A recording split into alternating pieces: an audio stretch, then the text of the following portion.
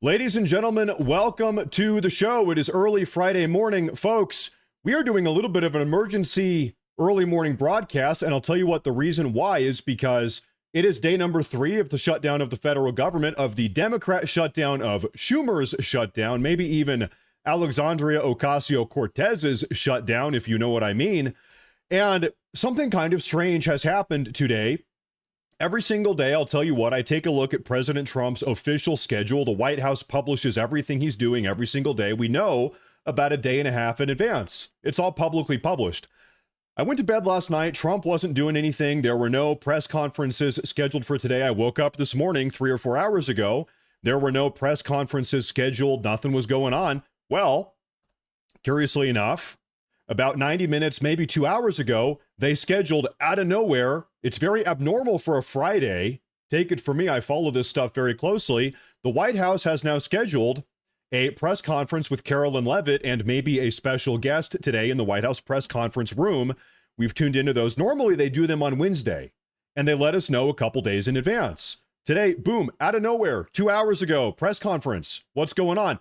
It is day 3 of the shutdown. And so, folks, because this shutdown is still ongoing, we have a lot to talk about today. Things are changing minute by minute, hour by hour, and we have a lot of clips coming from Speaker of the House, Senate Majority Leader John Thune, President Trump himself.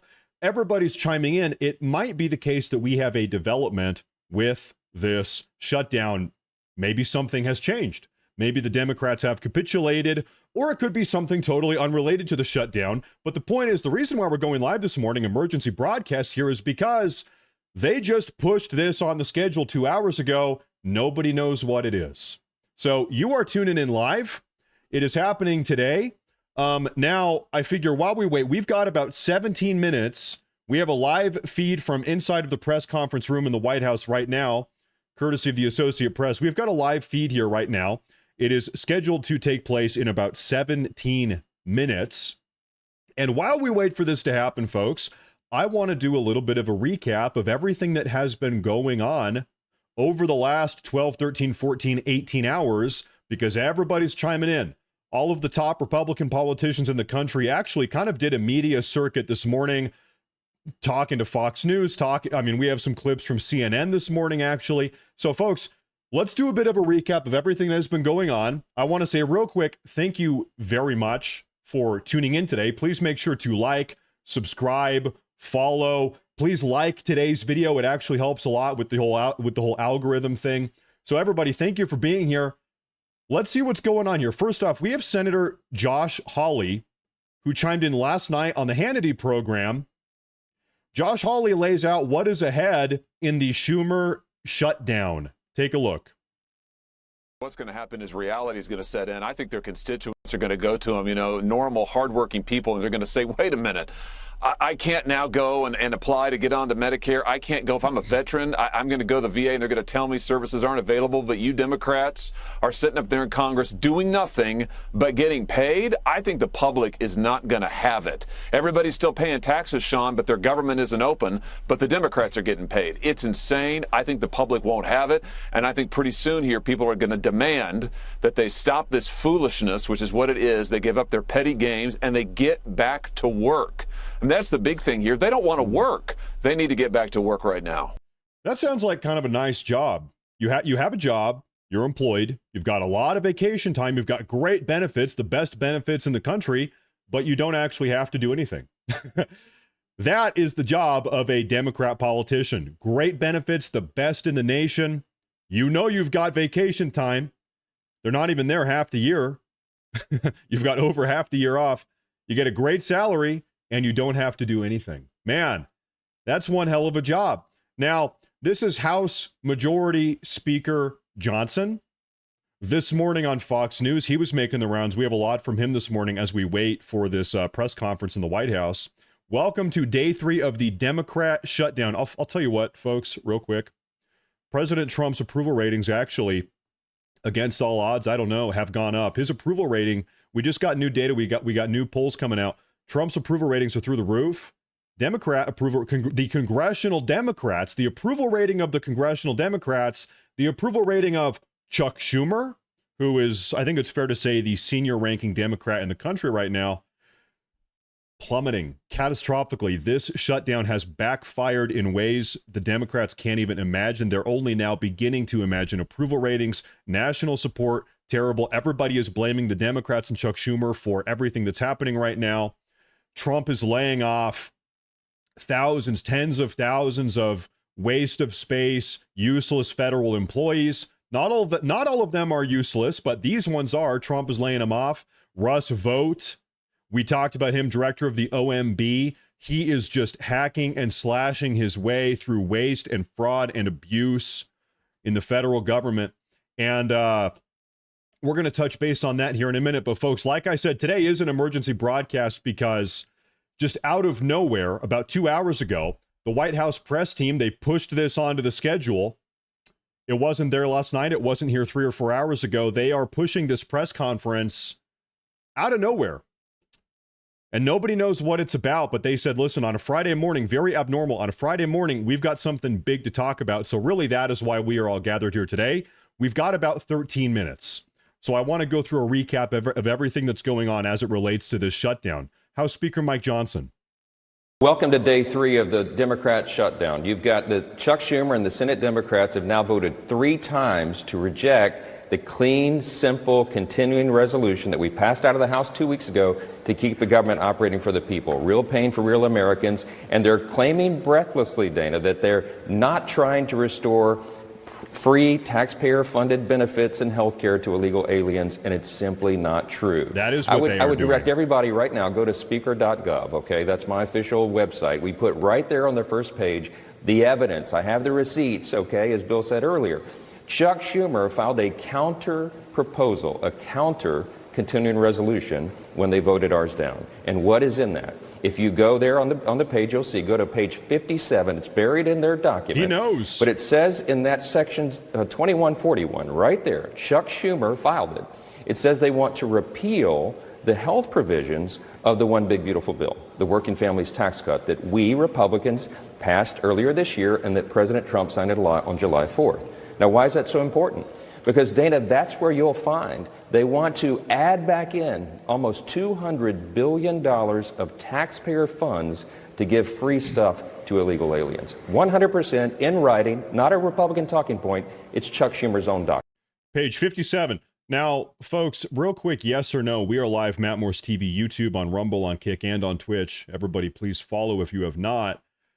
Do you like the idea, hardworking American taxpayer, of paying for the health care of illegal aliens? Does that sound like a good idea to you? Is that how you want your tax money to be spent? Keep in mind, bridges are falling apart. We've got homeless people everywhere, drug, opioid epidemic. There's potholes in all the roads. The country's falling apart. Do you want your tax money to be subsidizing the health care and general existence of illegal aliens, people that shouldn't even be here? Yeah, I don't. I sure as hell don't. John Thune, Senate Majority Leader, chimes in. Everybody unanimously is saying no. John Thune. All we need is a handful more Democrats. We have a majority of senators, 55 senators, have already voted for this clean, short-term, nonpartisan CR. As the Speaker said, no policy riders, no gimmicks, nothing in here that benefits Republicans. This is a straight-up 7-week funding resolution, and we need it to keep the government open. And if we don't... Somebody in the live chat here says, yes, I'm an illegal alien. Please pay for my health care. Okay, moderators, we got to ban him. Ban him and then deport him. Moderators, ban him and then call ICE, call Steve Miller, call Tom Homan. Deport this man immediately out of the chat and out of the country. Thank you. Don't keep the government open. You'll have all the things that the Speaker just alluded to. All the Americans who are adversely impacted by this government shutdown.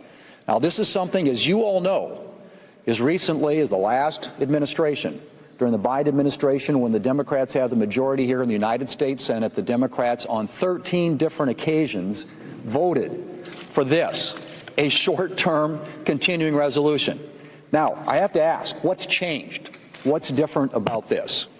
What's different is who's in the White House. That's what it's about. It's all about President Trump and the Democrats needing to pick a fight to satisfy their far-left political base, far-left activist organizations who are the tail wagging the dog right now. That's all this is about. And you have a Democrat leader from New York in the Senate, a Democrat leader in the House from New York, and you have a mayoral race in New York. You've got AOC. You've got all these people that. Everybody likes to trash talk California. Trust me, I've done my fair share of that. We all have.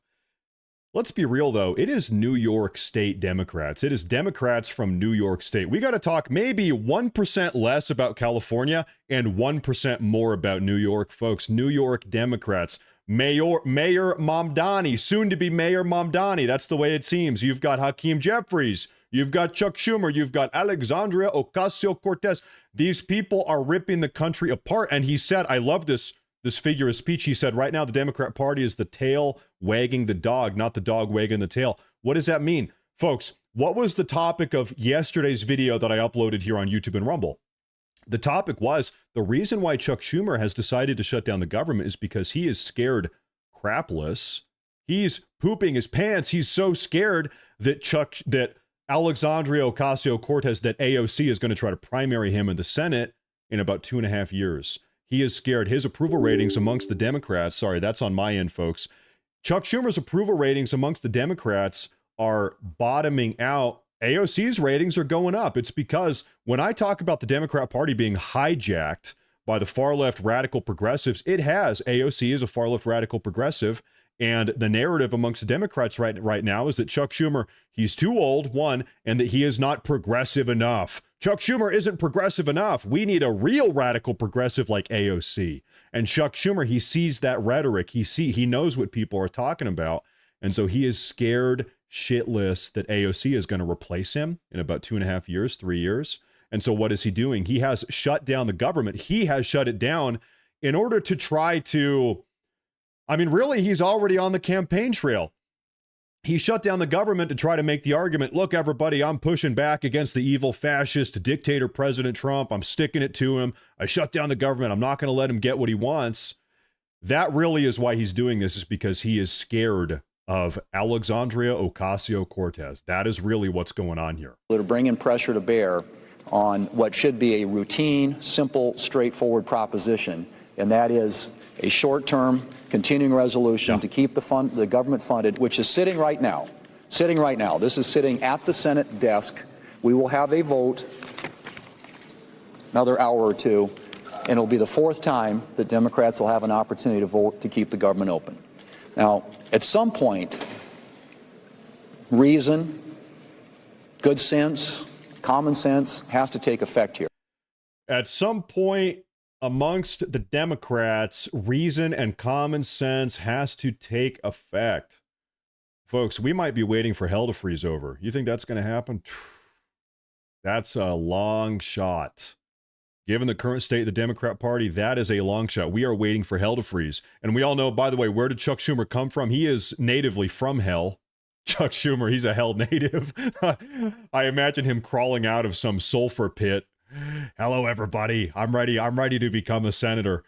Yeah. Okay. Now, folks, by the way, we are waiting for Carolyn Levitt, maybe a special guest here today. This is an emergency White House press conference that they put on the schedule about 2 hours ago. This was not scheduled last night, as it normally is. We had no notice of this. I woke up this morning 3, 4, 5 hours ago. This was not on the schedule. This is, the word I'm using today is emergency. Pardon my language here, but this is an emergency White House press conference.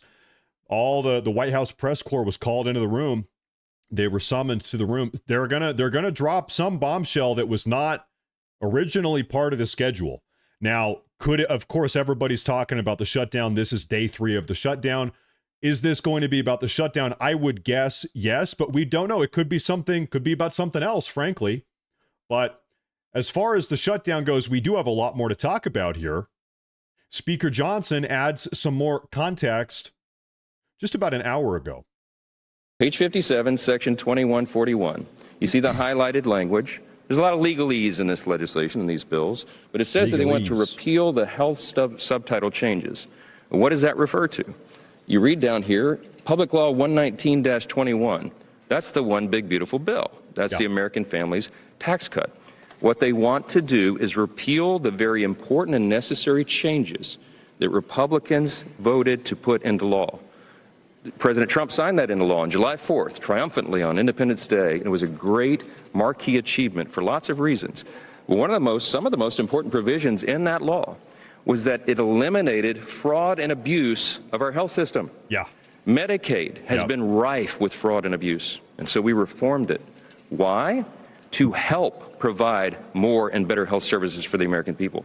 You folks remember about 2 months ago when the entire country was talking about the big beautiful bill? What was the predominant Democrat talking point? If we pass the big beautiful bill, it's going to cut off health care for Americans. It's going to cut Americans off of Medicaid. No, wrong. It cut illegal aliens off of Medicaid and health care. It stopped the American taxpayer subsidization of healthcare for illegal aliens is what it did. And that's why the Democrats were so livid 2 months ago. And that's why they're doing what they're doing now, because we all know there is nothing that the Democrats love more than their beloved illegal aliens. The Democrats don't represent the American people anymore. The Democrats are pretty much a foreign interest group. Are the Democrats even a political party that represents American citizens? No, barely, if so. No, they represent foreigners. They represent illegal aliens. The Democrat Party is the party of illegal aliens, and that is what this is all about today with this shutdown and the big beautiful bill, of course, as well. Because the problem with Medicaid is it's been abused. We had so many people on Medicaid that never were intended to be there. Medicaid was written for the people who need it most, the elderly, the disabled, sometimes young pregnant women who are in difficult situations. Yeah. But the resources are being drained. You know why? Because there was two primary categories of people that should never have been there in the first place. One was able-bodied young men who are riding the wagon who should be working. We got them back to work. And the other thing that we focused on was the illegal aliens. Yeah. By the CBO's estimate, about 1.4 million illegal aliens were receiving Medicaid benefits that were intended only for U.S. citizens that met the categories I just described. They were gaming the system. They were cheating the system. And what that means is that less resources were available for the people, the Americans who actually needed it most. So we did the common sense thing, the right thing, the just thing, and we put it in the law, and the president signed that, gladly signed it into law. They want to repeal it. They want to give those resources back to illegal aliens. That's exactly what that highlighted language means.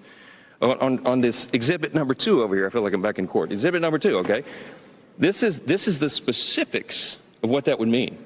When we say they want to give $200 billion back to illegal aliens, these are the specifics. If you read the legalese here in the language in the bill on page 57 and what follows, that's what it's talking about. These are all the various provisions in the chart over here. Those are listed in millions. So you see the final total there, $192.8 billion of your hard-earned taxpayer dollars that Chuck Schumer and the Democrats want to give back to illegal aliens. Now, I'll tell you something here, kind of tangential.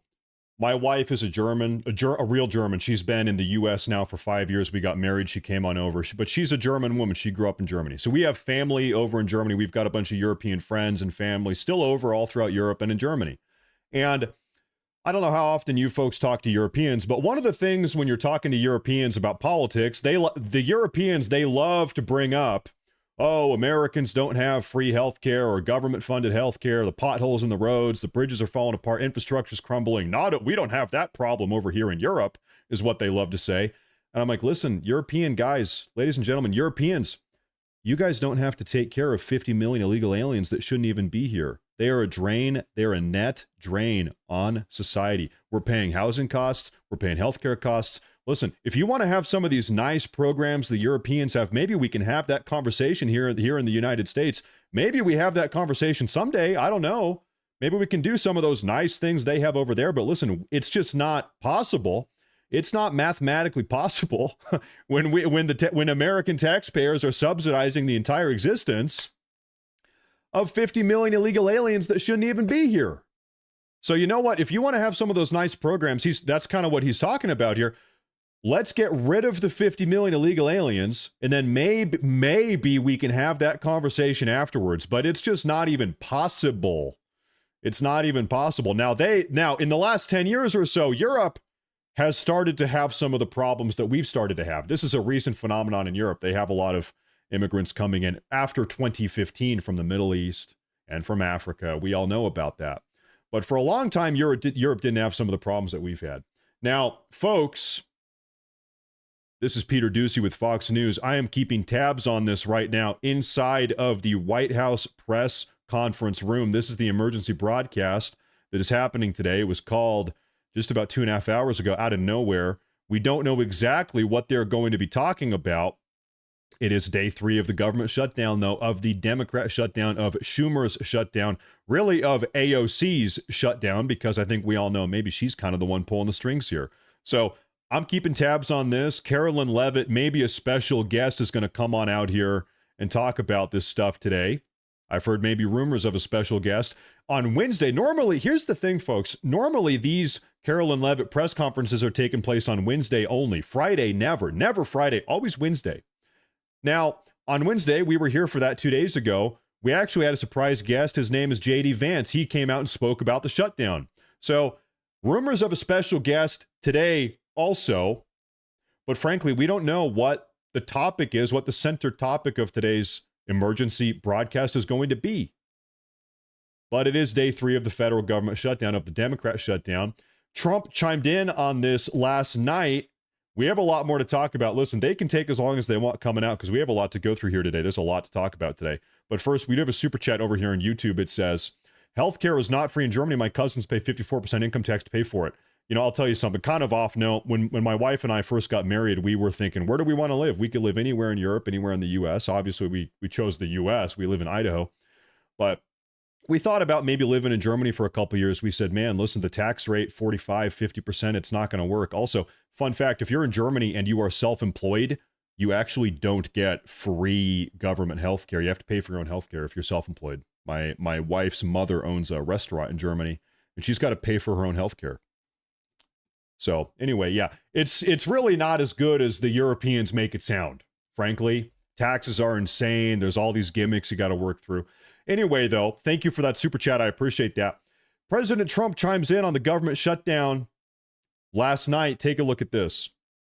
It's politics, and they're doing things and asking for things that you wouldn't want, and most people that are sane wouldn't want, and patriots wouldn't want. They want illegal aliens to get taken care of with health care. And it's not, look, I have a bigger heart than they do, but it's not even that. Everybody in the world is going to enter our country and say, give us free health care, give us this, give us that. It's going to ruin all of the things that we have, all of the plans that we have. Obamacare was never any good, but it subsists. It's there. And everything will be destroyed because no country has enough money to take care of that. So they want the illegals. They refuse to get away with open borders. They want to do open borders. If they ever got in, they'll open up the borders. We have closed borders now. You only come into our country legally. But they would open up the borders in 2 minutes, and you understand it better than anybody because you've covered it so well for so long. Even though you're a young guy, you've covered it very well. They want transgender for everybody. They want men and women's sports. They haven't learned what happened in the last election. I think they forgot. And it's pretty amazing, actually. But in terms of the dollars or the money that we're talking about, they want us to take care of illegals. They want us to take care of people that can absolutely get a job. They're healthy and strong as you can be and young. And this is not what this was all about. I want to issue a little bit of a reminder here for everybody, just in case everybody forgot. But first, Justin, 10 gifted memberships in YouTube. Thank you very much. That's a big deal. Thank you very much. Folks, the Democrats here that have opened up the border and that are fighting tooth and nail for taxpayer-funded benefits for illegal aliens that they themselves let into the country, the Democrats are not stupid. They're not stupid. They're not sitting here like, oh, man, the border's open. What happened? What went wrong? We opened the border. It was an accident. No. These people are evil. These people hate you. They hate America. They are doing it intentionally.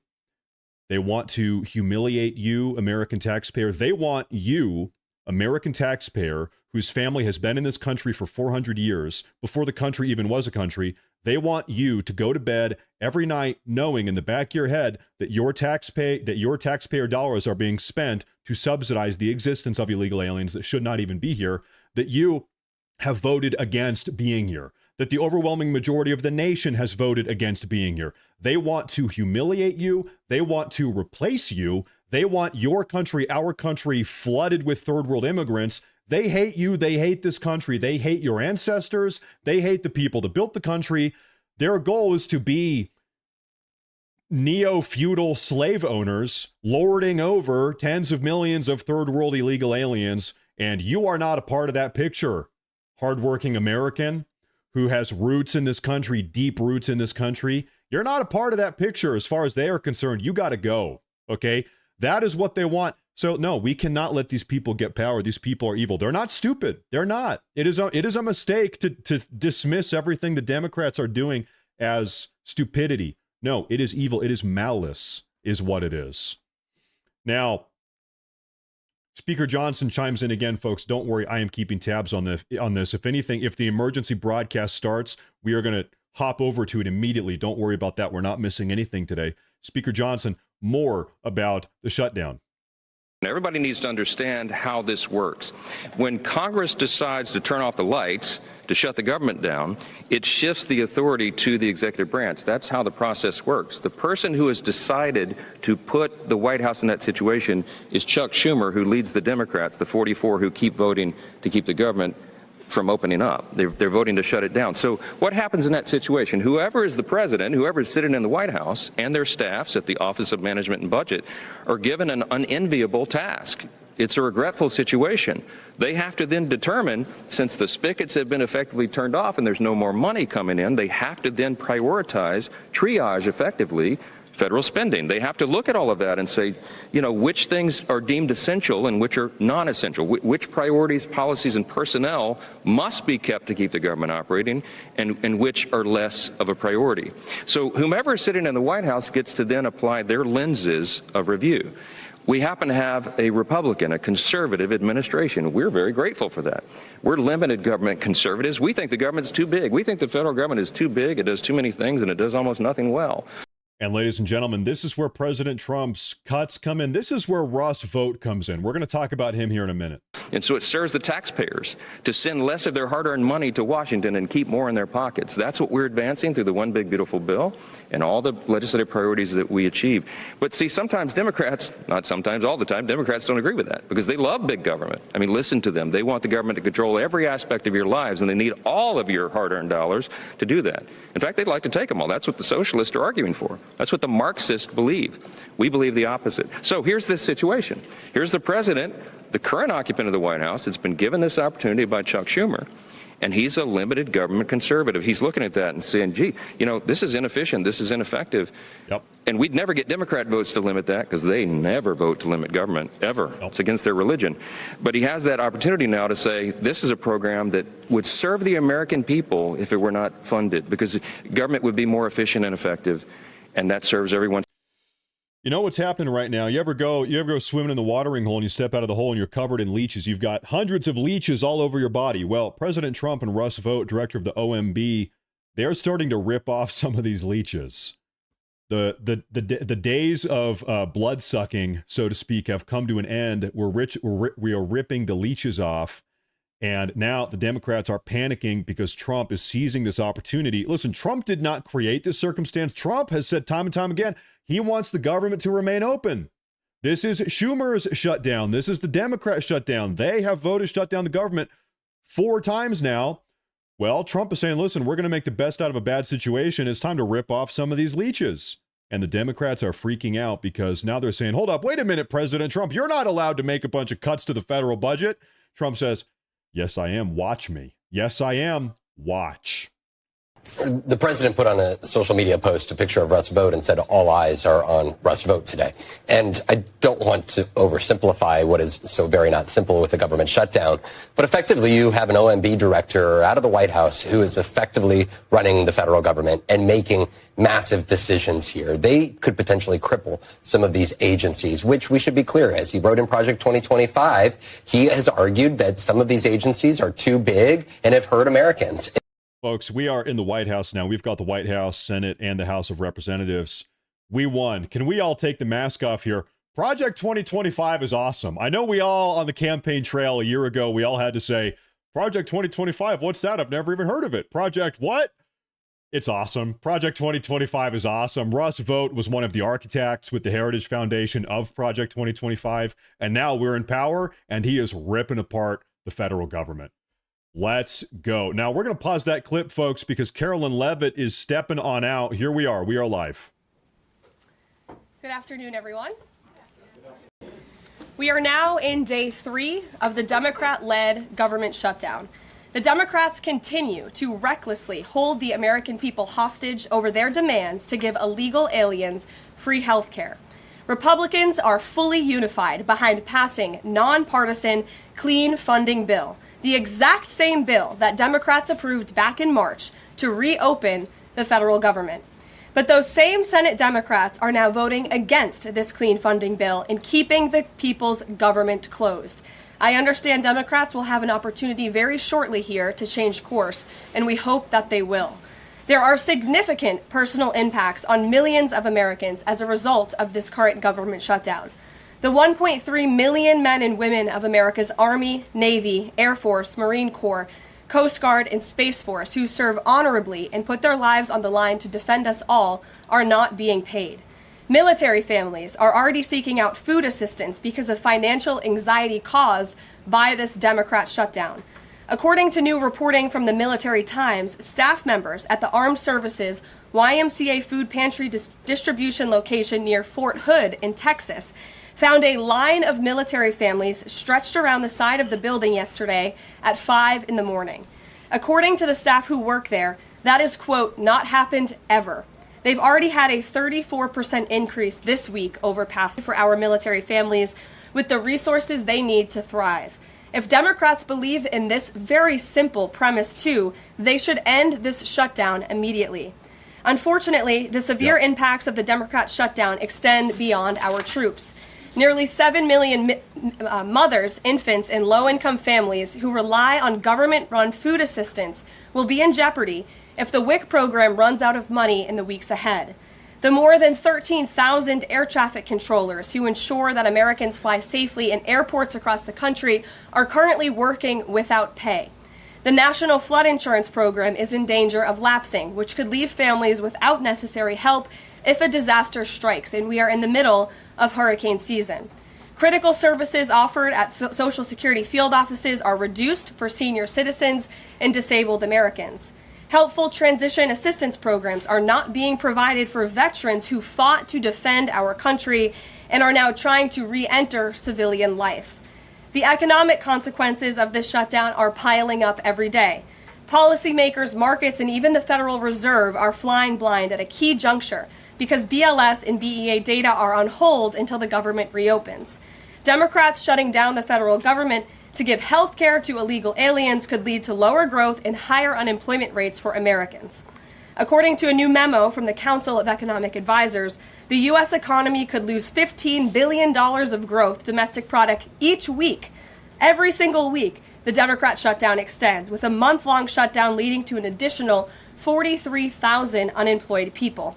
Small businesses are likely to encounter delays in receiving federal loans. Mortgage applications will likely shrink. And just this morning, Business Roundtable, an association of more than 200 CEOs of Americans' leading companies representing every sector of the U.S. economy, put out a statement urging Congress to pass the clean CR that will once again come before them in the Senate floor in just a few moments. Quote, a fully functioning government is essential for American businesses, workers, and consumers, while policymakers continue working on a full-year funding package and other pressing issues. Again, that is a quote from the Business Roundtable. What's clear is that the Democrats' actions account to an intentional sabotage of our country and our people by shutting down our government. This madness must end. President Trump and Republicans are calling on Democrats to reopen the government immediately on behalf of the American public. All we need are 5 Democrat senators to do the right thing and to stop this shutdown. Call your Democrat senator and tell them to vote yes to reopen the government. On another matter, despite the Democrat shutdown, President Trump's efforts to make America safe again continue. President Trump believes that American cities should be the safest places on earth, and he is committed to making this a reality. We've already seen that President Trump successfully made D.C. safe again in only a few weeks. That same crime crackdown will continue to happen in cities across the country and is happening in Portland, Oregon. President Trump will end the radical left's reign of terror in Portland once and for all. The president has directed Secretary Hegseth to provide all necessary troops to protect war-ravaged Portland and any ICE facilities under siege from attack by Antifa and other left-wing domestic terrorists. What's been allowed to happen in Portland, and we saw disturbing video footage of this last night, this is not peaceful protesting, this is left-wing anarchy that has been destroying this great American city for years, leaving police officers battered, citizens terrorized, and business properties damaged. Since early June alone, Antifa terrorists have laid siege to the ICE field office in South Portland. These radical left-wing lunatics have violently breached the ICE facility by using a stop sign as a battering ram, hurled explosives and other projectiles at law enforcement, repeatedly assault and dox officers, berate their law-abiding neighbors, and have even rolled out a guillotine in front of the ICE facility. Terrorists. And more people should be reporting on that. President Trump has sent federal law enforcement to protect federal assets and arrest those fueling this violence. Just last night, we saw an extremely troubling incident where conservative journalist Nick Sorter was captured on video being taken into custody by the Portland police after he was ambushed by Antifa and was defending himself from these assaults. Insane. But instead of arresting these violent mob members night after night after night who are ravaging this community, the police arrested a journalist who was there trying to document the chaos, and everyone in this room should be extremely concerned about that. The Department of Justice spoke with that journalist this morning, and they will be launching a full investigation into his arrest. This incident is part of a troubling trend in Portland where left-wing mobs believe they get to decide who can visit and live in their city. It is not their city. It is the American people's city, and President Trump is going to restore that. I just spoke with the president about this, and he has directed his team here at the White House to begin reviewing aid that can potentially be cut in Portland. We will not fund states that allow anarchy. There will also be an additional surge of federal resources to Portland immediately, including enhanced CBP and ICE resources. Send them in. Law and order will prevail, and President Trump will make sure of it. With that, I'll take your questions, and we will begin today's briefing with our new media seat, Amanda Head from Just the News. Amanda, thank you for being here. Okay. On that most recent topic that you mentioned, reportedly Portland police have not been able to engage protesters to the degree that they normally would. Does the president plan on handling this from that angle as well with city leaders? Yes. From our understanding, in the law enforcement that we have here in the Homeland Security Task Force, I spoke with them this morning, and what they're seeing is that unfortunately, local police has been restricted from responding or cooperating at all with federal authorities, which is completely absurd. We have surged federal law enforcement personnel to this city to restore law and order and to work alongside local law enforcement. And we've seen the benefits of this in Washington, D.C. And all of you live here, so you can agree Washington, D.C. is and feels much safer because of the cooperation between federal and local law enforcement. They can and must be working together, and we think it's despicable that these local elected officials who swear an oath to protect their people are preventing law enforcement from doing their jobs on the ground. So that's why the president has directed his team here at the White House, and they are already on it to look into how we can cut funds. And the president wants to work with anyone. If the mayor of Portland were to call him right now and say, Mr. President, please help us, I am sure the president would be willing to do that. He is genuinely serious about wanting to restore order in America's cities. But it's become apparent that the local and elected officials in Oregon do not feel the same. And that's very unfortunate for the people who live there. And then one more question on the government shutdown. Should there be some type of scheduled layoffs to maybe entice Democrats to come to the table, like every hour another agency, another 100 pink slips? I'm sure Russ Vought has a list of folks ready to go. Well, look, the Office of Management and Budget, as we've said repeatedly, is working with the agencies and our cabinet secretaries to identify where cuts unfortunately can and have to be made. And again, we understand there's another vote happening on the Senate floor in an hour. Maybe if Democrats do the right thing, this government shutdown can be over. Our troops can get paid again. We can go back to doing the business of the American people. But if this shutdown continues, as we've said, layoffs are an unfortunate consequence of that. And Russ Vought has been in contact with our cabinet secretaries at their respective agencies to discuss that. Thank you, Amanda. Kelly. How would this administration define what makes a Democrat agency, which agencies, and what constitutes being a Democrat agency? I think this administration has been very clear, Really? Kelly, that we're not going to tolerate waste, fraud, and abuse in our government. And we've also been very clear to point out when agencies or when programs do not align with this administration's values of putting our country first. You've seen that with USAID and in various other cases where there's been cuts made or funding has been slashed. And so, again, unfortunately, we're having to do a massive review of the bureaucracy to be good stewards of the American taxpayer dollar. And it's the Democrats who have forced the White House and the president into this position That's right. by voting to shut the government down. Too bad. You've talked about thousands likely layoffs coming. Do you have an update on the timeline for that? How quickly? And if the government is restored to funding and back in operation, will that list of potential layoffs still be on the table? Look, as I just stated, the Office of Management and Budget is in constant communication and contact right now with our cabinet secretaries and agencies across the board to identify, unfortunately, where layoffs have to be made and where cuts have to happen. But again, the Democrats have an opportunity to prevent this if they vote to reopen the government. That is all this administration and the president is asking for. Vote for a clean, continuing resolution to keep the government open. Peter. Thank you, Caroline. During the campaign, Thank you, Peter. I was raised to say thank you in the White House briefing room. During the campaign, President Trump said that he did not know anything about Project 2025. Now he knows about it. Is that the blueprint for shrinking the government? Look, the blueprint is what the president and his team and his cabinet secretaries ultimately decide. And the president trusts his cabinet secretaries to identify where there is waste, fraud, and abuse. We pointed out this morning, or Russ Vought tweeted about this morning, a Chicago rail project that was canceled. We paused $2.1 billion in Chicago infrastructure projects, specifically the Red Line extension and the red and purple modernization projects.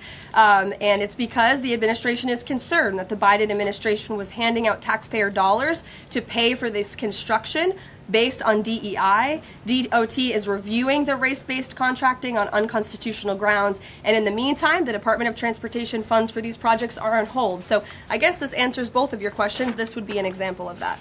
And just because there's so much shutdown talk, something different. What do you guys think about the NFL's decision to name Bad Bunny as the Super Bowl halftime performer, somebody who has not scheduled shows in the U.S. because he says that he's worried that ICE is going to come and arrest his fans? Yeah. Well, look, I know there are many in this room who are very anxious to hear the president's response to Bad Bunny being the halftime show, so I won't get ahead of him. I won't reveal what he feels about this. Next time you all ask him a question, you're welcome to do that. I have my own feelings on that, but that's not what I'm up here to talk about. As far as ICE being at the Super Bowl, as far as I'm aware, there's no tangible plan for that in store right now. However, of course, this administration is always going to arrest and deport illegal immigrants when we find them. If they are criminals, we're going to do the right thing by our country. Deport Bad Bunny during the halftime show. Did the president and Russ Vought decide yesterday in their meeting which cuts they wanted to make to agencies and which ones would be permanent? Again, I've kind of answered this question a few different times now. It's been asked in a few different ways. Their discussions continue between the Office of Management and Budget and cabinet agencies across the board, and they are actively identifying where these cuts and these layoffs have to be made as this government shutdown hopefully does not continue. And on Hamas, the president said that if Hamas rejects the proposal, that Netanyahu would have his full backing to finish the job. A UN report found that Israel was committing genocide in Gaza. Does the president have concerns about the civilians being killed, the worsening humanitarian crisis, and are there limits to what the White House would support when it comes to Israel's actions in Gaza? Look, the president has deep concerns about all of the atrocities that have taken place in the Middle East over the past few years. It's deeply unfortunate that he inherited this mess from the Biden administration. If you all recall, under President Trump in his first term, the Middle East was on a pathway for peace and prosperity. There was the historic signing of the Abraham Accords. Israel was on a path to normalization between Arab and Gulf nations, and we hope that can continue.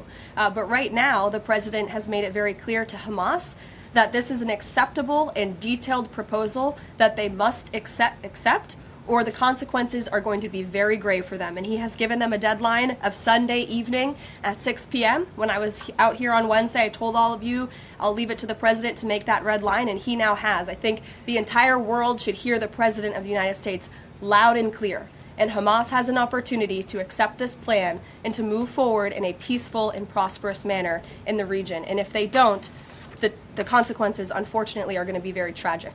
Michael. Thank you, Caroline. Has the president declared war on international drug cartels? And if so, or if he will, does he feel he needs congressional approval?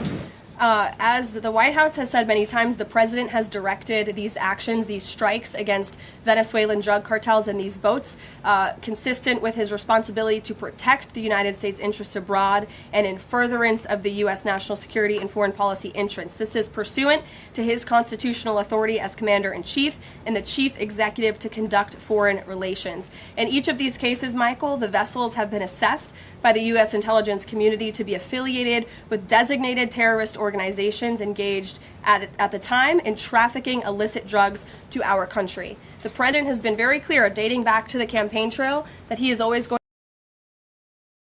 Nope. Well,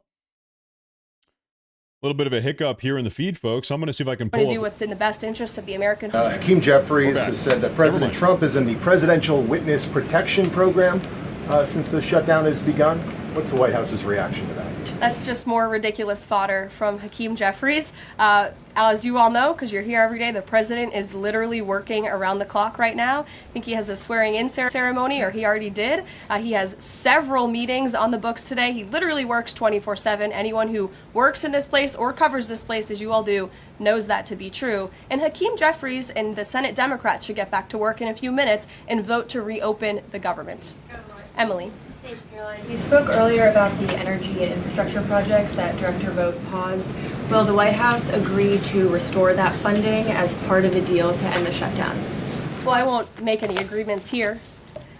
Senate Republicans are talking with their colleagues on the Democrat side, but right now, Russ Vought is doing what he's been tasked to do in the midst of this government shutdown, which is to look at funds that need to be temporarily halted or need to be canceled. And Chicago is just another example of that. Caroline. Go to Libby in the back. Thank you, Caroline. I have two questions for you. One on the FDA, but first on the shutdown. Sure. Will the administration, if this government shutdown ends, still move forward with firing thousands of federal workers? Look, as I've said repeatedly, Libby, right now we want the government to be open. Layoffs are an unfortunate consequence of a government shutdown, and it's something the administration is examining. If the government is reopened, we're going to get back to doing what we were doing last week and the week before, working on the issues that the American people care about. And then on the FDA, they just approved that new abortion pill, and it's causing a lot of uproar among Republicans. What is the president's response to that, and does the administration plan to have that pulled, that FDA approval? Well, the Secretary of Health and Human Services, Bobby Kennedy, has put out several statements on this. The HHS's decision, it's not an endorsement of this drug by any means. They are just simply following the law. And as they put out in their statement, by law, the Secretary of Health and Human Services must approve a generic drug application if the application demonstrates the generic drug is the, quote, same as the brand name drug. Generic applicants are not required to submit independent evidence proving safety and effectiveness. As such, FDA's decision to approve a second generic version does not address the merits of the current safety program. HHS is reviewing adverse effects to ensure the FDA's required safety program for the drug is sufficient to protect women. This safety review equally applies to generic versions of this drug. So FDA and HHS are following the law. It's, again, not an endorsement of the drug itself. Mary.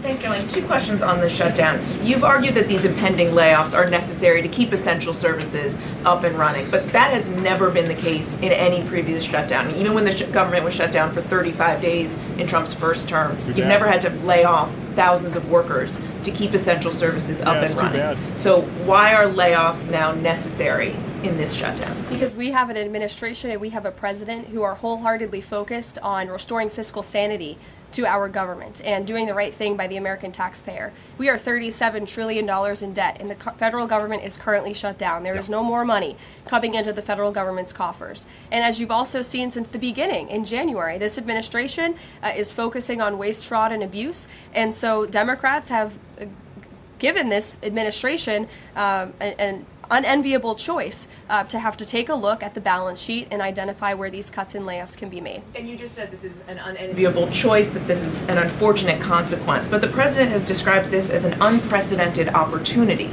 to lay off additional workers. He's posted a video likening Russ Vought to the Grim Reaper. So which is this? Is this an opportunity to fire more workers or an unfortunate consequence? Look, the president likes to have a little fun every now and then, and I think both things can be true at the same time. The Democrats have given the administration this opportunity, and we don't like laying people off. Nobody takes joy in that around here, and if you think that, then I think that's very sad. You view the White House and our staff as wanting to put people out of work. Nobody wants to do that, but sometimes in government you have to make tough decisions. Carrie.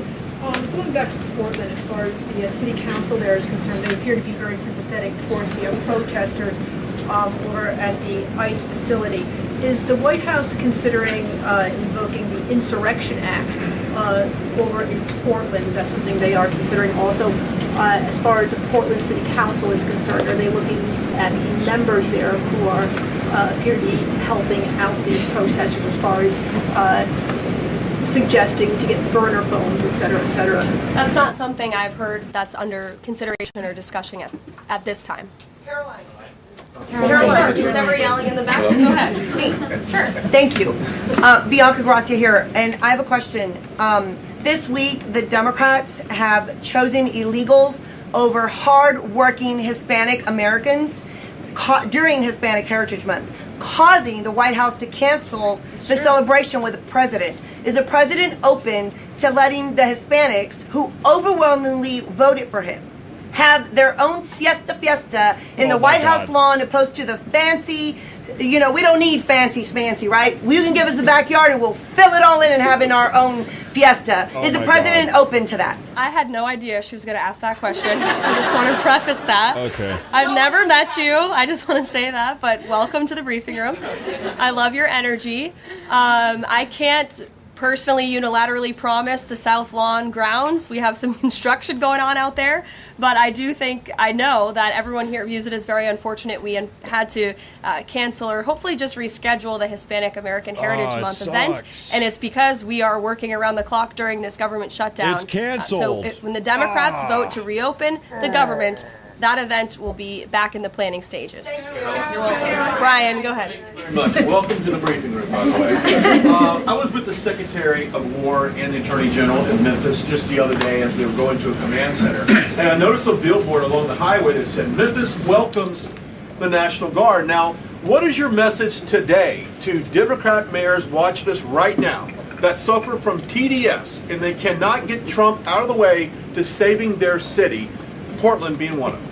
They should do the right thing by their citizens, Brian. They should call the president, they should call the White House and say, we want to work with you. And in Memphis, we are seeing some cooperation. As you saw from that billboard, the people of Memphis are loving this, and they are very grateful for the federal government's efforts. And federal law enforcement is there. We're working alongside local law enforcement. We'd like to see it ramped up a little bit because we want to make progress, and we want to arrest as many bad criminals as we can.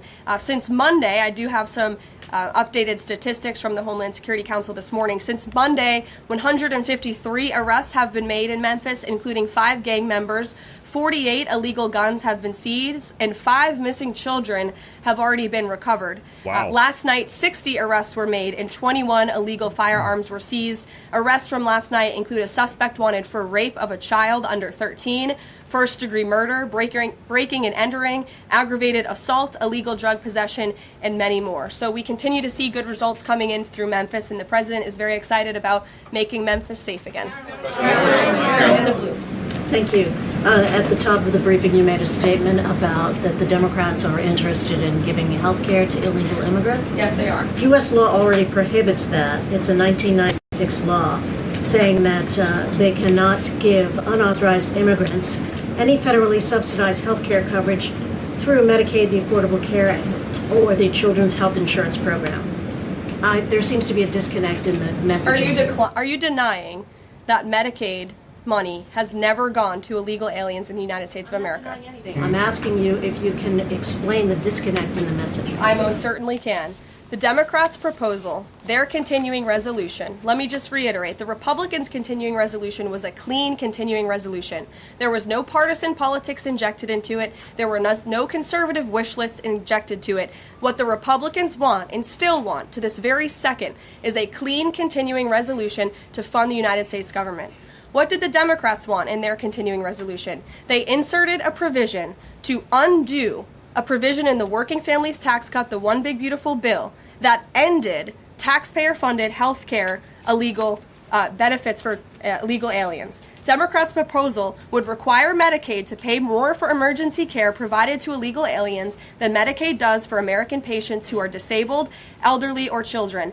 And this bill would have also allowed California to continue a gimmick that funds its Medicaid for illegals program. Those are things that we ended, the Trump administration ended, with the passage and the signage of the One Big Beautiful Bill. And it is an undisputed fact, a fact that under the Biden administration, illegal aliens were absolutely receiving taxpayer-funded health care benefits. In fact, in fiscal year 2024, Medicaid costs for emergency services for illegal immigrants skyrocketed by 142% from the previous year to $9.1 billion. That's $9.1 billion taxpayer dollars that were going to emergency services for illegals. Between President Trump's last full fiscal year under his first administration and Joe Biden's last full fiscal year, Medicaid spending on emergency services for illegal immigrants nearly tripled. There was an increase of 196% between 2020 and 2024. And I have a chart here for you, and I'm more than happy to email it to you. I'd also like to add, because some were asking dishonest questions yesterday about emergency rooms. In Southern California, according to healthcare professionals in 2023 under the Biden administration, Southern California's, quote, entire healthcare system was being bombarded with illegal immigrants and forcing American patients to endure longer wait times. In Denver, Colorado, the CEO of Denver Health stated that 8,000 illegal immigrants made 20,000 visits to the city's health system in 2023. Leaving an uncompensated bill totaling over $10 million. So when an illegal alien goes to the emergency room, who's paying for it? The American taxpayer. The Maine Safety Net Hospital in Denver had to turn away patients due to the massive influx of illegal immigrants into the community. And UC Health Hospitals in 2024 reported their system was under stress from an increasing number of migrants. As a result, according to the head of emergency departments and urgent cares across the hospital system, quote, access is impeded for everyone. These are healthcare professionals who dealt with this directly, and there's a lot more where that came from. It is an undisputed fact that Democrats want to give taxpayer-funded healthcare benefits to illegal immigrants, period. Ed. Yeah, thank you, Carolyn. Is the president talking directly to Democratic senators to try and get their vote for a clean CR? The Senate Republicans are speaking directly with moderate Democrats. I understand those conversations have become very serious, and we hope positive in the right direction so that Democrats will do the right thing. I don't know if you saw overnight a refinery in California went up in flames. Is the president going to help the governor should gas prices spike, or could he help the governor? Look, I know the administration and the White House are aware of that situation that took place. I don't have any announcements for you, Ed, on that. Has the president seen the first draft of the commemorative coin that the Treasury is doing for the 250th anniversary? It has his face on it. Oh, I'm not sure if he's seen it, but I'm sure he'll love it. Kara. Thank you, Caroline. It's now being reported that former President Biden's DHS and TSA placed peaceful January 6 protesters and even Americans who refused to wear masks during COVID onto watch lists usually reserved for terrorists. Most of these people were not charged with crimes. Does the White House have a comment on the prior administration violating the free speech and due process of these Americans? And where is the outrage from the left that claims to stand for due process and free speech? And after that, I have another question about protecting journalists from Antifa. Sure. Well, Kara, to your first point, please send me that report. That's certainly very concerning. I haven't seen it myself, but if indeed that was happening, it's something I'm sure the Department of Justice and the FBI would deem worthy of looking into. And journalists, as you mentioned earlier, are being increasingly attacked by leftist protesters. I was actually assaulted outside of President Trump's United Nations speech, and I think the White House is aware that a Portland journalist was almost blinded by an Antifa protester. This has been a problem that's gone on for years, and police often say that their hands are tied. Does the White House have a plan or plan on issuing a statement maybe discouraging this violence against journalists out on the street like me and so many others in this room? Well, I hope that my statement earlier in the briefing served that purpose, but of course we condemn violence against anyone in this country, and journalists as well, who are exercising their First Amendment right. And there have been so many incredible independent journalists across the country who have gone undercover within Antifa and really have come to understand how this is a growing domestic terrorism threat inside of our country. And I would encourage maybe some of you in this room to get outside inside the Beltway and go do some of that undercover investigative reporting, because Antifa it is really attack. incredible what they found. I met with one of them in my office yesterday, and they're doing very dangerous work in difficult circumstances, and Antifa is a very violent group, as you've experienced, and that many others in the media have as well. Christian. Yeah, thanks, Caroline. Following up on Libby, sort of on the other side of the abortion debate, has the president abandoned his campaign pledge to mandate insurance coverage for IVF services? No. Was there any update on that? We flew by that May EO deadline for the White House to produce a plan. I literally just read a statement from the Health and Human Services on for Libby at least. As far as IVF goes, I'll check in with our policy team and we'll get you some updates. Russia, how concerned is the White House that the Russian Navy seems to be escalating its provocation of NATO allies? I'm talking, of course, to the several close calls they've had with the Danish military during the EU leaders meeting in Copenhagen. It's something the administration takes very seriously, and we are constantly monitoring it. The National Security Council here at the White House is in constant correspondence with our NATO allies, and the president speaks to many of them as well. Yes. We've seen a spate of gun violence in this country, both mass shootings. We've seen this Michigan church that was attacked, children being shot in pews in Minnesota. We've also seen politically motivated assassinations of Minnesota lawmakers, Charlie Kirk. Has any of this made the president or the White House rethink gun safety prevention in this country? Either red flag laws, I know that was a conversation in the first Trump administration, or is there anything on the table right now on gun violence? Of course, this is an extremely pressing issue for the administration in our entire country. It's deeply alarming to everyone here, the violence that we've seen taking place all over the country, the assassinations that have unfortunately, tragically taken place throughout the last several months. There are many discussions about how to prevent such violence and how we can ensure that law enforcement has the resources they can on the ground to not only respond, but again, to prevent such tragedies from taking place. If there are red flags with an individual in a community, that they are treated as an emergency, a public safety emergency, not just, turn a blind eye to. There's many other things we can do, but the administration and the president has always also made it clear he's always going to protect the constitutional right, the Second Amendment constitutional right of Americans to own guns. Would he advocate for Congress to pass a federal red flag law? Right now they just incentivize states financially to have red flag laws, but I know Lindsey Graham has worked on this as a Republican. There are some Republicans that do support this kind of gun safety legislation. I don't want to get ahead of the president on any congressional action or any suggestion to Congress on that matter. Andrew. Thank you, Caroline. Two things.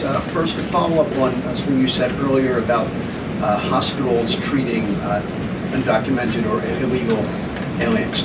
Is it the administration's position that hospitals should not have to treat people who come into the emergency department who are not here legally? No, that's not our position.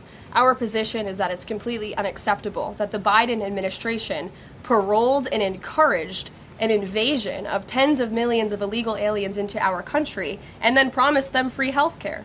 And the Democrats are on the record repeatedly stating that they believe illegal aliens should have health care benefits, free health care benefits in the United States of America. So that is a recipe for a disaster. Of course you're going to encourage a mass illegal invasion of our country, which is exactly what happened. And we've seen the unfortunate consequence of that, where American patients are being put last, where American patients are having to wait in wait rooms, where grandmothers and grandfathers are waiting hours and hours for care because they're being put behind the line to illegal aliens. And we don't agree with that. We don't support that. That's why the administration is desperately trying to fix it and deport the tens of millions of illegal aliens that the Democrats and the Biden administration allowed into our country. And we'd love to continue doing that work so long as the federal government is reopened. And there are many federal law enforcement agents and officers right now who are working without pay. That's unacceptable. The Democrats need to reopen the United States government, and we hope that they will do the right thing on the Senate floor in just a few moments. Thank you, everyone. All right, folks, everybody listen up. She just spoke about a lot. We have a lot to talk about here. The show is not done. I want to break down and give some extra context to some of the stuff that she just spoke about. Now, first off, and then we are going to do super chats. I made a promise. I've been a little bit of a bad broadcaster. I've been sort of not doing a good job covering super chats. We're going to have a dedicated super chat segment at the end of the show today. But first, I want to show you guys some extra information here. We talked about Nick Sortor on the streets of downtown Portland, who was assaulted by Antifa outside of the South Portland ICE facility. He is a right-wing journalist. He's really famous on Twitter. His name is Nick Sortor here. Check this out. We have a video I want to play for you folks. With the flag. And look at Portland PD. I apologize. I skipped ahead there. Okay. So he is down here in the middle of this mob getting assaulted by assaulted by Antifa. And then this is him. He actually ran away from Antifa. He said, "Portland police, help me, help me, help me." He was arrested by Portland police. He came to them for help after being chased and assaulted by Antifa outside the ICE facility. He ran to the police and said, "Portland police, help me out." They arrested him and detained him for several hours. Hey. And that's the footage right up there. And so that's what Levitt was talking about a minute ago. Mark's a veteran. He's got it. Who's that voice you hear? That's Honey Badger Mom. Absolutely insane. That's him. So we like him. He was down there trying to provide coverage of what was going on. Now, however, listen, like Carolyn Levitt said, the DOJ got involved this morning. Nick Sortor, he's free. He's out now. He's back on Twitter. This is what he posted earlier this morning. He said, Attorney General Pam Bondi has ordered a full investigation led by Harmeet Dillon, Attorney General Harmeet Dillon, Assistant Attorney General of the Portland Police Bureau. So now the DOJ is investigating the Portland Police Bureau for detaining Nick Sortor instead of, I mean, you guys know the Portland Police, they've been playing coverage for Antifa. They've got a stand-down order, do not get involved with Antifa, do not help or support ICE, hands off. You've got journalists down there trying to cover the mayhem. They are now arresting journalists down there. So now the Portland Police, they are going to be investigated by the DOJ. This is a federal situation now. Nick Sortor had a personal phone call with Attorney General Pam Bondi. So that was one story that we spoke about, that Carolyn Levitt spoke about. I wanted to add more context to that before people take off. That's just an insane dynamic. Portland is a hellscape. Now, there was something else. I wanted to talk a little bit about OMB Director Russ Vought, who has been hacking and slashing his way through the federal government right now that it's shut down. This morning, OMB Director Russ Vought, a.k.a. the Grim Reaper, is what he's being called.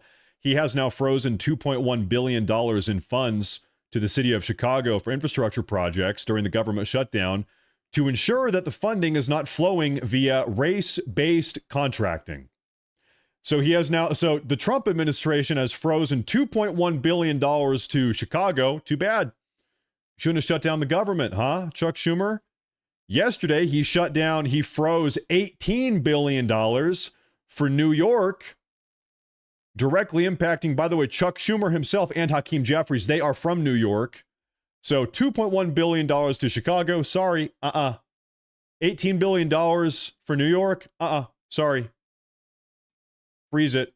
He also shut down $8 billion to various states around the country as it relates to the Green New Scam. This was Biden-era Green New Scam funding. Sorry, $8 billion? Sorry. We shut it down. Shouldn't have shut down the government. And so this is him. This is Russ Vought is just out here hacking and slashing, saving taxpayers tens of billions of dollars. Our news story yesterday was that the Trump administration has laid off now 154,000 federal workers, and it's more and more every day. That's what Levitt was talking about. And so, folks, these things are happening. Now, on top of that, though, check this out. One more little side note as it relates to OMB and Russ Vought. It has just been confirmed by the White House that although they are furloughing and laying off various federal workers, all of the DOGE employees and all of Russ Vaught's 437 OMB staffers will not be getting furloughed or laid off. We're going to be keeping them. We're going to be laying off and furloughing some other useless waste of taxpayer money federal employees. We're already seeing that happening, but all of the DOGE gentlemen, all the gentlemen at the OMB, ladies and gentlemen, they're going to be staying on because they've got work to do. They are the ones that are hacking and slashing, so it's all good.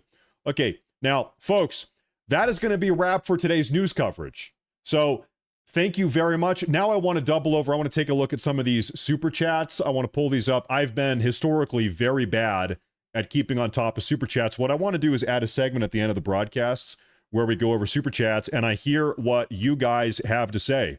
So I want to start. Good Lord, you guys are way too nice to me. Real quick, as a reminder, make sure to follow, subscribe, like, Rumble, YouTube, Kick, Twitch. We are everywhere. We're taking a look at some super chats here. I'm going to go through every single one of these. Okay. Now, I think we need to start. So everybody, that's a wrap for the news. Thank you very much. Super chat time, super chat segment. I think I need to start probably right here. The trolls say you are AI. Pinch the bill of your hat to prove them wrong. Also, you're currently my premier news source on these things. Thank you from me.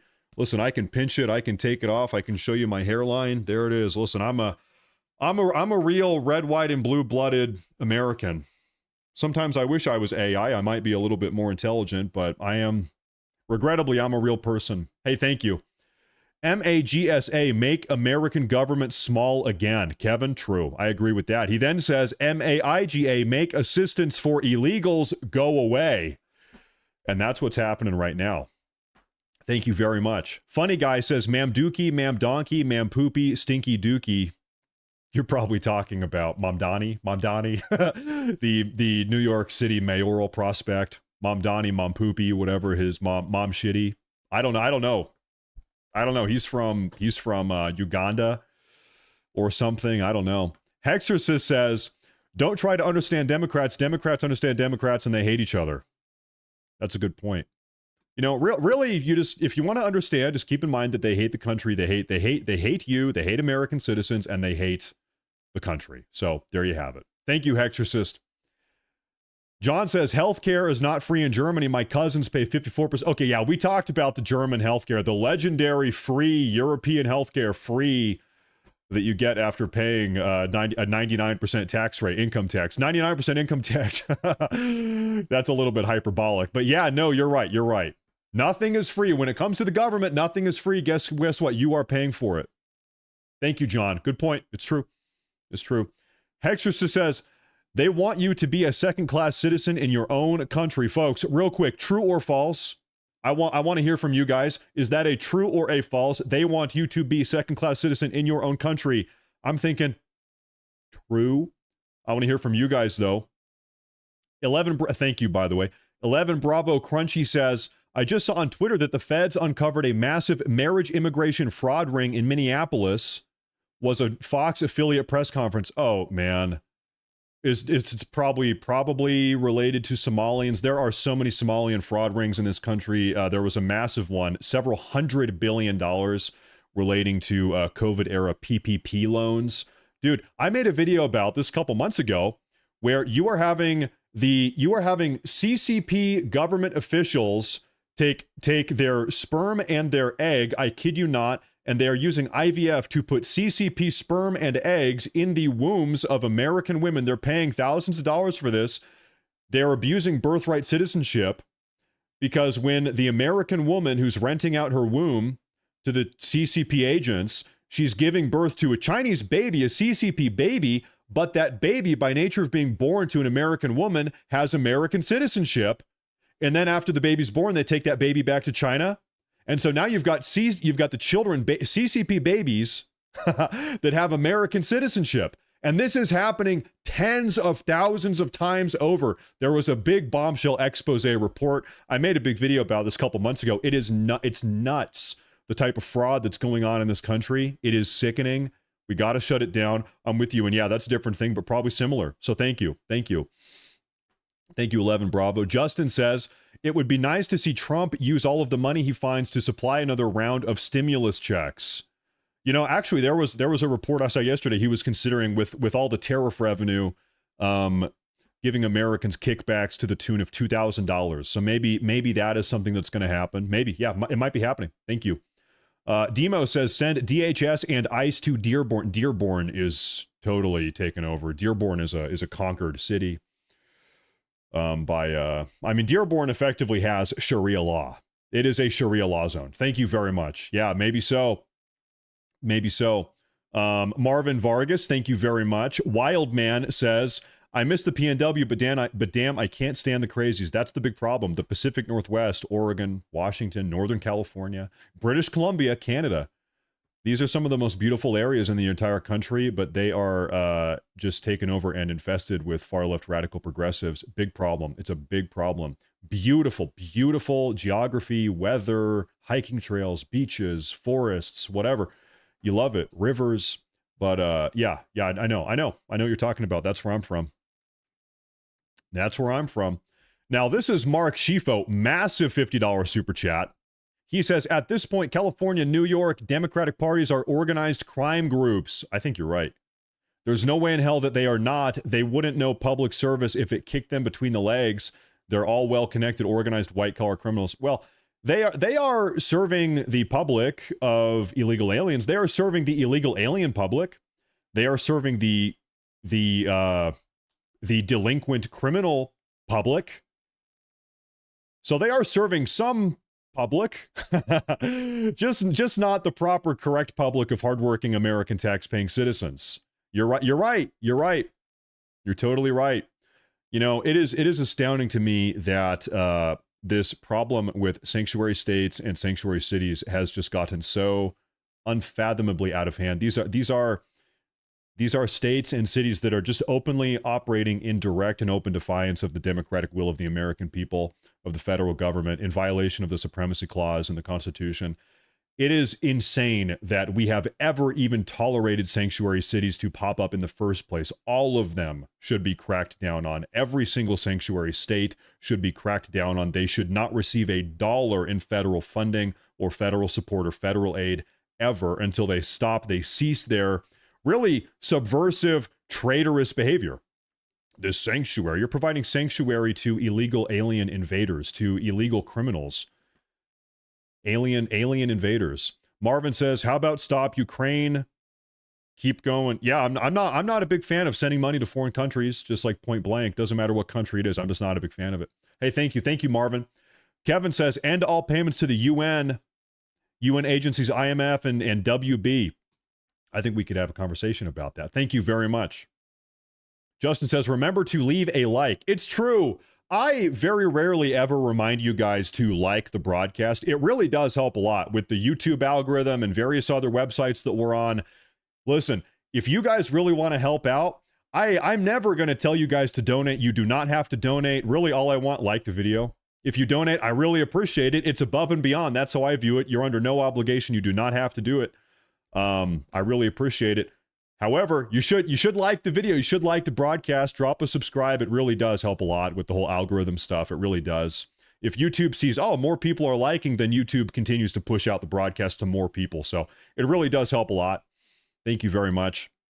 Leon says, MAGA, we are winning. We have won. We are currently winning. And here's my professional forecast. I think we will keep on winning. Yeah, I think so. Hey, thank you. Yeah. Are you tired of winning? Nope. Okay, take a look at this one. Thank you, Leon. Honestly, Matt, the Democrats shouldn't be paid for shutting down the government. This is what I think. Listen, if you're a congressional legislator and you are complicit in the shutdown of the government, you are losing your paycheck, and not just temporarily. Listen, I think if you are complicit in the shutdown, you lose your paycheck for 12 months, one entire year's worth of pay. You have, listen, as a congressional rep or a senator, you really have a very limited scope of things you need to do. Your job, you don't one of the fundamental things, perhaps the most fundamental thing, is keep the government open. That's like the foundation of just like minimum thing you have to do as an elected representative at a federal level. And you have failed at that. And not only you have failed, but these Democrats, they are weaponizing the shutdown to try to extort money out of us to pay for illegal aliens. Listen, yeah, you got to lose your paycheck. You are losing a paycheck. Shut it down. So I agree. Thank you. Bunter Hayden, thank you very much. He says, so half the Democrats are getting abortions and the other half can't produce. Maybe we let this play out. Just saying. This is one of these kind of unspoken things. I don't know if you guys have ever thought about this. You know, in this country, who are the people that are having kids? Generally speaking, conservatives. Conservatives have bigger families. They're getting married. They're having kids. Progressives, they are not. Oh, I'm not going to have kids because marriage is a patriarchal social construct. Having kids is a part of the patriarchy, and somebody, we need to think about climate change and overpopulation and blah, blah, blah. They're not having kids. Yeah, if you play this out 10, 15, 20, 30, 40 years, yeah, there will be more conservatives than progressives by nature of who's having kids. Now, however, a lot of illegal aliens, they're coming in the country, they're popping out kids, and illegal aliens generally, they say they're not voting. Well, they are. They're voting Democrat. We all know they are. And so that's the wild card element is the illegal aliens. The illegal aliens are coming in, they're popping out kids. Who are they voting for? That's a wrench in the system. But no, you're right about your point, generally speaking. Hey, thank you. Thank you very much. Thank you very much. Now, where was I here? Okay, Kevin, I think we saw that one. Thank you again, Kevin. Valen Phoenix, thank you. I appreciate that. Kevin says, use the federal government shutdown to stop the spread of the woke mind virus by cutting off all the funds to woke communist universities and colleges. I'll tell you what, if you want to talk about draining the swamp or shutting down the deep state, we are right this very moment industrially laying off thousands and thousands and thousands of, generally speaking, progressive employees, Democrat employees within the federal government. These are people that actually do have some amount of power to drag their feet and undermine and subvert the Donald Trump America First agenda. And industrially, like I said right now, we are firing them, getting rid of them. So I think when we come out of this shutdown, I think things are going to be a little bit more efficient. The wheels are going to be a little bit oiled, so to speak, just by nature of getting rid of a lot of these people that have been doing everything they can in the federal government to try to shut this down and slow down the process, slow down the President Trump recovery. They're gone. We're getting rid of, maybe not all of them, but a lot of them are gone. Now, so thank you. Valen Phoenix, yet another one, no message. Thank you, Valen. I appreciate that. Mumblewick chimes in. He says $20, no message. Thank you, Mumblewick. Thank you very much. I appreciate that support. Shelly Dean, $2. Thank you, Shelly. I appreciate you tuning in. Thank you. Kevin he's just on fire today. He says, police who allow Antifa to riot are illegally providing material support to a foreign and domestic terrorist organization. That is a crime and treason. You call me a radical. I don't care what you call me. Listen, if you are a politician, I don't care who you are. If you are supporting, aiding, abetting, providing material support, like you said, to a domestic terror organization, who's that? That's Antifa. If you're supporting them in any way or playing coverage for them in any way, yeah, you are in a very traitorous way. You are supporting a terror organization, a domestic terror organization. And I feel the same way about illegal aliens. This is my opinion. I'm ready to go scorched earth. If you are a progressive politician that is aiding and abetting and siphoning off taxpayer money in support of illegal aliens, you are a traitor. That's my opinion. Maybe not everybody agrees. These people should not be here. You are operating in direct and open defiance of the democratic will of the American people. The American people have voted time and time and time and time again to get these people out of the country, to deport these people out of the country, to shut down the border.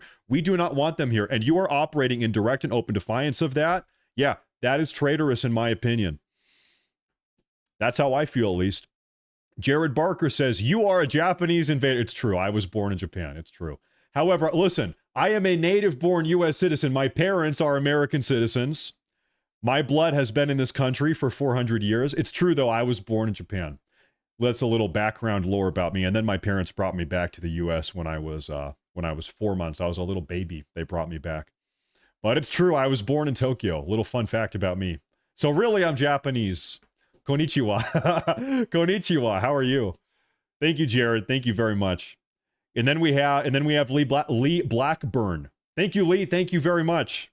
Thank you very much. He says, hi, Matt. The World Economic Forum on YouTube said they wanted 7 billion people eliminating on planet Earth. The video is gone now. What do you think about that?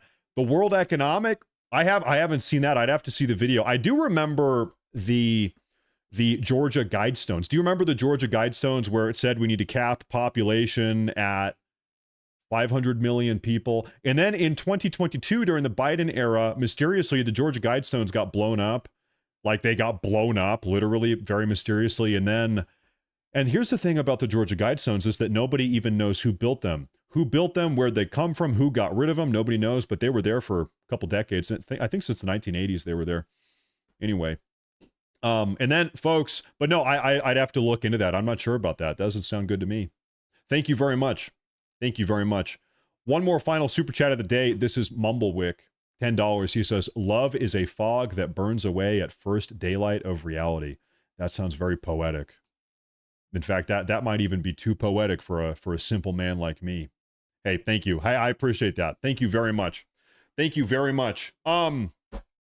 Ladies and gentlemen, I want to say thank you sincerely very much for tuning into today's broadcast. We had to go live. It was an emergency day. We talked a lot about what is going on in downtown Portland with Antifa and also the current state of the shutdown. Thank you, everybody, for tuning in. I think we're going to have another regularly scheduled broadcast later on this afternoon at 4 p.m. Western, 7 p.m. Eastern. That is 5 hours from now. We're going to be back. So everybody come on back. But until then, everybody have a great afternoon. Thank you for tuning in. I really do appreciate it to this emergency Matt Morse broadcast. I'll see you folks this afternoon or this evening. And until then, everybody, God bless, stay safe, and